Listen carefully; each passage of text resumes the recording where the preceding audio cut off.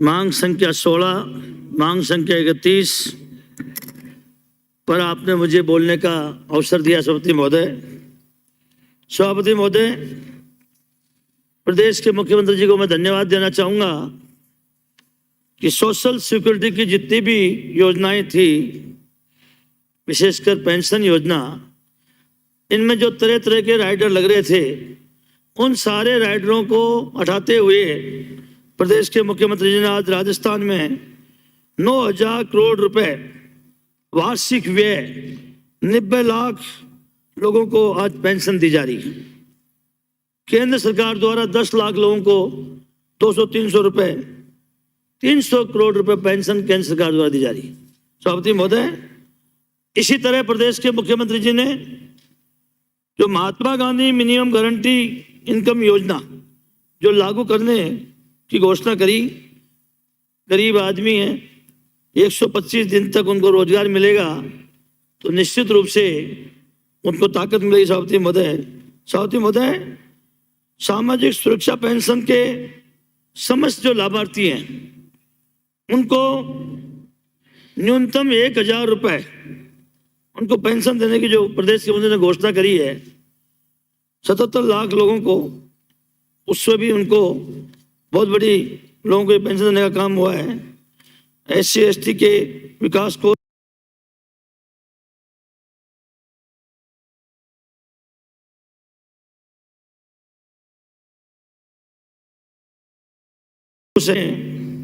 और 30,000 सफाई कर्मचारियों को भर्ती करने की बात करी। इसके संबंध में मैंने पहले भी निवेदन किया सभापति महोदय कि सफाई कर्मचारी जब से ये सबके लिए खुला रखा है तब से सफाई का मामला खत्म हो गया। इसलिए इसमें विशेष तौर से प्रावधान किया जाए कि वाल्मीकि समाज के लोगों को ही सफाई कर्मचारी के रूप में भर्ती किया जाए। सभापति महोदय, मैं निवेदन करना चाहूँगा कि मुख्यमंत्री जी ने पालनार योजना में 0 से 6 वर्ष तक के जो बच्चे हैं उनको 500 रुपये मिलते थे, अब 750 रुपये बढ़ाकर उनको 750 रुपये देने की बात करी है। और जो 6 से 18 वर्ष तक के बच्चे 1,000 रुपये से बढ़ाकर उनको 1,500 रुपये देने की बात करी है। ये बहुत ही सराहनीय कार्य मुख्यमंत्री ने किया है। सभापति महोदय, मैं निवेदन करना चाहूँगा, भारत सरकार द्वारा जुलाई 2005 में एक मेमोरेंडम जारी किया गया सभापति महोदय, जिसके द्वारा अनुसूचित जाति जनजाति के आरक्षण जनसंख्या के आधार पर किया गया था।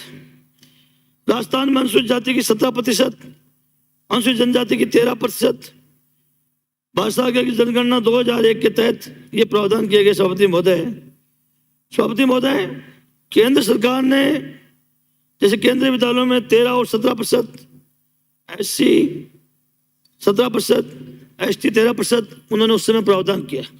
इस तरह सभापति महोदय 2011 भारत सरकार की जनगणना के अनुसार जो आंकड़े आए उसमें अनुसूचित जाति के 18% उनकी और अनुसूचित जाति का 18%, जनजाति का 14%। मैं सभापति महोदय आग्रह करना चाहूँगा, जब 2011 की जनसंख्या के अनुसार, जनगणना के अनुसार 18% अनुसूचित जाति की आबादी है और 14% अनुसूचित जनजाति की है, तो ये जो 13 और 17 का जो प्रोविजन किया गया है, इसको लागू करना चाहिए राजस्थान में। सभापति महोदय, इससे SC ST का आरक्षण बढ़ाया जाना चाहिए। सभापति महोदय, इसी तरह मैं निवेदन करूंगा, राजस्थान सरकार के आदेश 10 फरवरी 1995 के तहत अनुसूचित जाति जनजाति का आरक्षण 16-12% रोस्टर बिंदुओं का जो निर्धारण था सभापति महोदय, उस समय 40 पॉइंटों के आधार पर किया गया था। और 40 पॉइंटों के आधार पर सभापति महोदय अनुसूचित जाति का जो रोस्टर बिंदु था 1, 7, 14, 21, 28, 35, अनुसूचित जनजाति का 4, 12, 22, 30, 39, इस तरह अनुसूचित जाति के 6 और अनुसूचित जाति के 5 पद मिलते थे। लेकिन 20/11/97 को सभापति महोदय भारतीय जनता पार्टी की सरकार थी, इस जो रोस्टर का जो अंक था इसको 40 से बढ़ाकर 100 कर दिया है। और 100 करने के कारण सभापति महोदय एससी के जो 6 होते थे, आज उस समय एससी 5 आता है 100 के अनुसार, और जो एसटी के जो 5 होते थे उनका आज 4 आता है। ये जो भारतीय जनता पार्टी के सरकार के दौरान 20/11/97 को जो किया, मैं कहना चाहूंगा कि जब रोस्टर का निर्धारण ही सही नहीं हो रहा, वो ही सही तरीके से नहीं हो रहा, तो मैं समझता हूं SC/ST के आरक्षण के साथ सभापति महोदय अन्याय हो रहा है। सभापति महोदय, राजस्व मंत्री जी बैठे हैं, समाज कल्याण मंत्री जी बैठे हैं।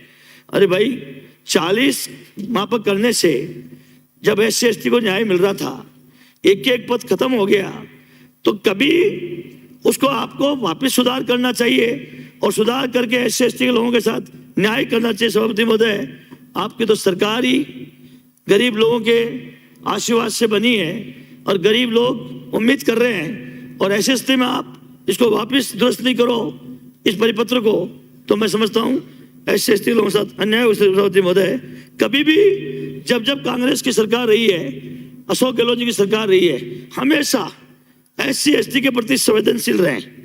आपको तो पता है सभापति महोदय, 11/9/2011 के तहत माननीय मुख्यमंत्री जी ने, जो उस समय मुख्यमंत्री थे, भारत का पहला प्रदेश था जिसने माननीय उच्चतम न्यायालय के आदेश की अक्षर पालना करते हुए भटनागर कमेटी का गठन किया, पदोन्नति में आरक्षण देने का काम किया।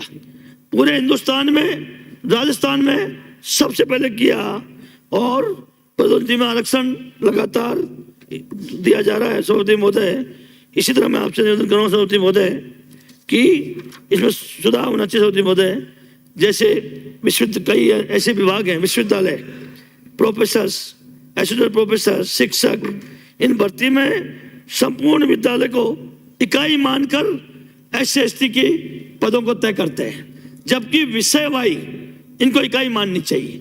SC/ST के लोग इन महत्वपूर्ण पदों पर पहुंच ही नहीं पाते, इनका नंबर ही नहीं आता, और 100 का लगा आपने मापक अंक बना दिया।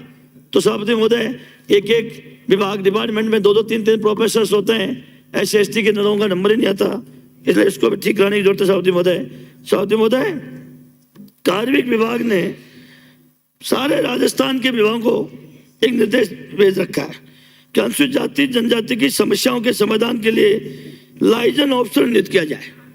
तकलीफ होता है सभापति महोदय, आज भी राजस्थान में कितने डिपार्टमेंटों ने अपने अपने विभागों में लाइजन ऑफिसर नियुक्त कर दिया है। पिछले दिनों तक तो खुद कार्मिक विभाग में ही लाइजन ऑफिसर नहीं बनाया था, लाइजन नियुक्त नहीं किया गया था। कौन इन SC/ST के लोगों के भर्ती और पदोन्नति को, कौन इनके हितों को देखेगा, जब एक सरकार ने फैसला किया, और उस फैसला की निश्चित रूप से पालना होनी चाहिए। सभापति महोदय, सभापति महोदय, इसी तरह मैं आपसे कहना चाहूंगा, प्रदेश के मुख्यमंत्री जी ने 11 सितंबर 2011 को SC/ST के अनाश्रित वर्ग के वरिष्ठता में जो रीगैंगिंग के आदेश को वापस लिया।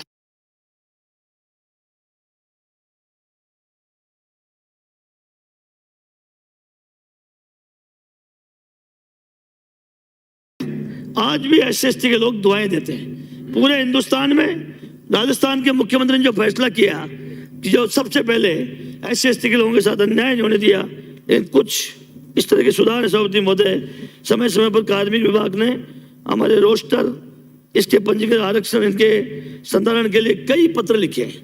मेरे पास 5-7 पत्र हैं, लेकिन आज भी डिपार्टमेंटों ने रोस्टर का अभी तक भी बना के संधारण करके नहीं दिया। जब रोस्टर का संधारण ही नहीं हुआ, तो आप कैसे SC/ST के लोगों के साथ भर्ती और पदोन्नति में न्याय कर सकते हैं। सभापति महोदय, इसको देखना चाहिए। सभापति महोदय, सरकार को देखना चाहिए। इसी तरह सभापति महोदय, मैं मुख्यमंत्री जी ने डॉक्टर भीमराव अंबेडकर दलित आदिवासी उद्यम प्रोत्साहन योजना राजस्थान में लागू करी थी। इसमें मेरे पास ये आदेश है सभापति महोदय 19/10/22 को, जिसमें स्पष्ट रूप से कहा है, बजट घोषणा 182 के अनुसार राज्य के औद्योगिक विकास में अनुसूचित जाति जनजाति वर्गों की प्रभावी भागीदारी सुनिश्चित करने के उद्देश्य से डॉक्टर भीमराव अंबेडकर राजस्थान दलित आदिवासी उद्यम प्रोत्साहन योजना 2022 8 सितंबर 2000 विकसित की गई है। पूरा इसको एक्सप्लेन किया गया है। और एक प्रकरण था हमारे रिको का, जिसमें रिको के हमारे वरिष्ठ प्रबंध निदेशक जी ने ये कहा है सभापति महोदय कि ये उन्हीं भूखंडों पर इसको लाभान्वित किया जाए, उन्हीं भूखंडों को लाभान्वित किया जाएगा जो SC/ST के लिए आरक्षित है। जब मुख्यमंत्री जी की मंशा ये है ही नहीं, जब ये आदेश जारी किया तो ये मंशा ही नहीं थी। अपने तरीके से इस तरह से इसका अर्थ निकालते सभापति महोदय मान संख्या 16 राजस्व विभाग, राजस्व मंत्री जी बहुत डायनेमिक मंत्री हैं। आप तो जानते हो चौथा कार्यकाल आपका भी। हम प्रशासन गांव के संग अभियान चलाते थे बहुत वर्षों से, जो चाहे गौचर हो, उस भूमि पर अतिक्रमण बाड़ा बना हुआ था, उसको हम नियमन करते थे, हम अभियानों में जाया करते थे।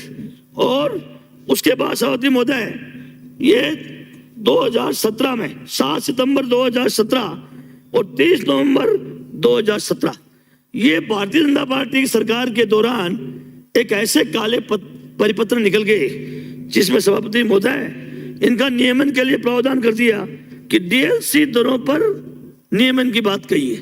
ये माननीय राजस्व मंत्री जी, आप तो खुद गांव के रहने वाले हो, क्या गांव में कोई DLC रेट पर आपके भाड़े जो बेचारे वर्षों से 50-40 साल से रह रहे हैं उनको नियमन करने का सरकार का प्रोविजन है, कोई DLC रेट चुका सकता है क्या? सभापति महोदय इसको दुरुस्त करना चाहिए। मंत्री महोदय इसी तरह मैं आपसे निवेदन करूंगा कि जो चरागाह भूमि में रह रहे थे, आपको एक केवल 2011 का जगमाल सिंह बनाम पंजाब सरकार के सुप्रीम कोर्ट के निर्णय को लेकर बैठे हो, जिसमें जब शिवाइचक भूमि का हम क्षतिपूर्ति कर देते हैं तो कहाँ गौचर लैंड कम हो रही है? गौचर आप अगर गौचर में भी वर्षों से लोग रह रहे हैं, अगर आबादी बना के रह रहे हैं या उन्होंने भाड़ा बना रखा है और उस जमीन को आप शिवाइचक की क्षतिपूर्ति करके पूरी कर रहे हैं, तो उसको आपको आबादी में कर देना चाहिए सभापति महोदय। और सभापति महोदय ये आबादी में परिवर्तन करने का जो मामला है, ये कहाँ निजी मामला हुआ? ग्राम पंचायत का काम जो आम आदमी को रहने का दे, ये व्यक्तिगत काम कहाँ रहा? ये तो सब लोगों का विकास का काम होगा सभापति महोदय। माननीय मंत्री जी कहते हैं ये जो आपकी मई जून में आप खेत खाली होते हैं, तब आप पैमाइश करने का काम करते हैं। आजकल ETS आ गया, जो मशीन से जमीनों का नाप होता है। 10 महीने तक किसान इंतजार करते रहते हैं कब मई जून आए, खेत खाली हो और हम हमारी जमीन को नपवाएं। आपको ETS व्यवस्था लागू कर देनी चाहिए। जब जरूरत नहीं है मशीन से आप अगर पैमाइश करेंगे तो तब आपको किसानों के साथ न्याय होगा। सभापति महोदय एक निवेदन और करना चाहूंगा माननीय मंत्री महोदय, ये बिना विगत सेटलमेंट में हमारे जो भू प्रबंधक विभाग द्वारा काश्तकारों को खेतों पे बिना उनको देखे और दर्ज कर देते हैं जल प्रवाह क्षेत्र, नदी नाला के रूप में दर्ज कर देते हैं। खेतों पर ना पहले कभी नदी नाले रहे, ना आज तक कोई नदी नाला का निशान है, और अब्दुल रहमान प्रकरण उसमें लागू हो जाता है। ऐसे बहुत से रेफरेंस आज भी लाखों की संख्या में, हजारों की संख्या में रेफरेंस पेंडिंग है। मैं आपसे निवेदन करना चाहूंगा सभापति महोदय, मंत्री महोदय, आप इनको तत्काल आपको सर्वे कराना चाहिए। जब आज तक ही उस जगह पर कभी नदी नहीं रहा, कभी पानी रुका नहीं, कभी नाला नहीं रहा, तो फिर उन किसानों के साथ अन्याय कैसे कर सकते हो?